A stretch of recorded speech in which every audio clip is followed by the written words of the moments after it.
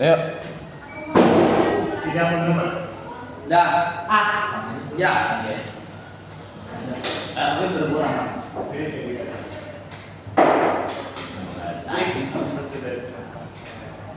Dia mau cepetan.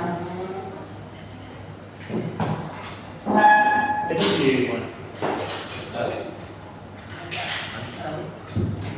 Selamat datang.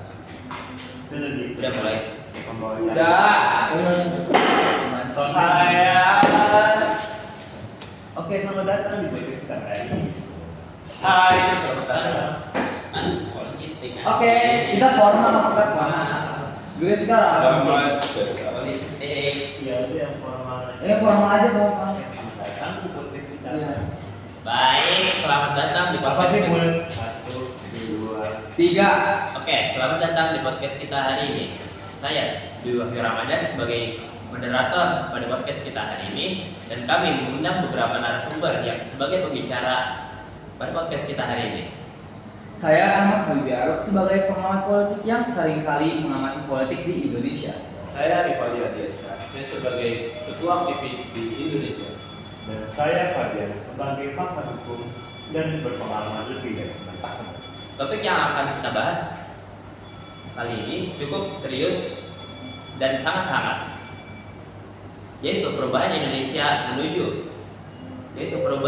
Indonesia menuju otoritarianisme.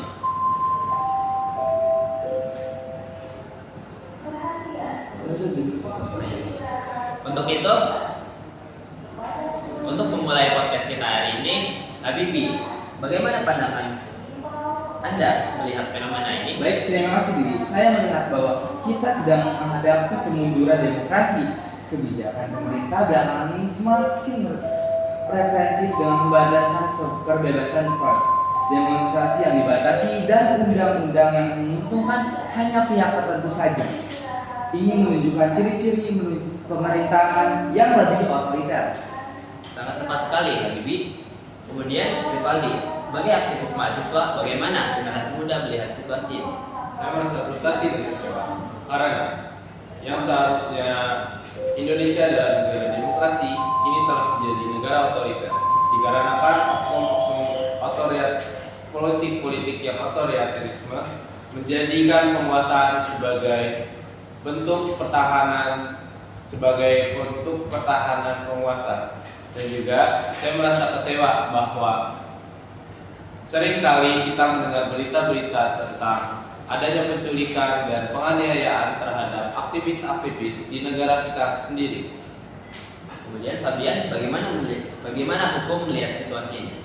Baik, secara prinsip hukum adalah instrumen untuk menjaga keadilan dan ketertiban. Namun, ketika hukum digunakan sebagai alat untuk mempertahankan kekuasaan, maka ia kehilangan fungsi utamanya. Di Indonesia sendiri, kita melihat beberapa produk hukum yang kontroversial seperti UU ITE atau perubahan undang-undang yang dibuat tanpa partisipasi publik hukum. Hal ini bisa menjadi publikasi bahwa hukum tidak lagi sebagai alat untuk menegakkan keadilan, melainkan untuk menunjukkan kritik dan menjaga status quo. Apakah ini berarti Indonesia sedang terancam oleh otoritarianisme? Ada potensi besar, perubahan kecil secara bertahap bisa membawa kita ke arah itu. Maka kita harus waspada agar tidak kehilangan kebebasan yang telah kita perjuangkan bersama. Betul, saya setuju dengan Habibie karena dengan kita sama-sama berani untuk menyuarakan aspirasi-aspirasi kita dan membungkam para penguasa-penguasa yang menjadikan negara ini terkotor dan tercemari. Dengan kita berani itu, kita bisa membuat suatu dobrakan dan kekuatan bagi negara kita sendiri. Ya, masyarakat harus terus mengawasi pemerintah.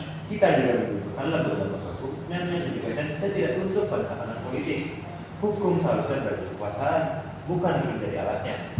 Oke, baik. Terima kasih atas pandangan dari kalian. Sebagai penutup, apakah terdapat pesan singkat yang dapat kalian sampaikan untuk pendengar kita? Tetaplah kritis dan suarakan pendapat Anda, karena demokrasi adalah hak milik kita. Untuk masyarakat di Indonesia, mari kita memperjuangkan hak kita dan perjuangkan sebagaimana mestinya negara kita supaya tidak tertunduk oleh penguasa. Penting untuk kalian menghormati hukum dan memastikan bahwa hukum ditegakkan adil untuk semua, bukan hanya untuk penguasa hukum. Terima kasih semuanya. Mari kita tetap waspada dan aktif dalam menjaga demokrasi. Sampai jumpa di episode berikutnya. Terima kasih. Terima kasih. Zai. Kok penguasa hukum? Jalan-jalan, ini nggak bakalan Hukum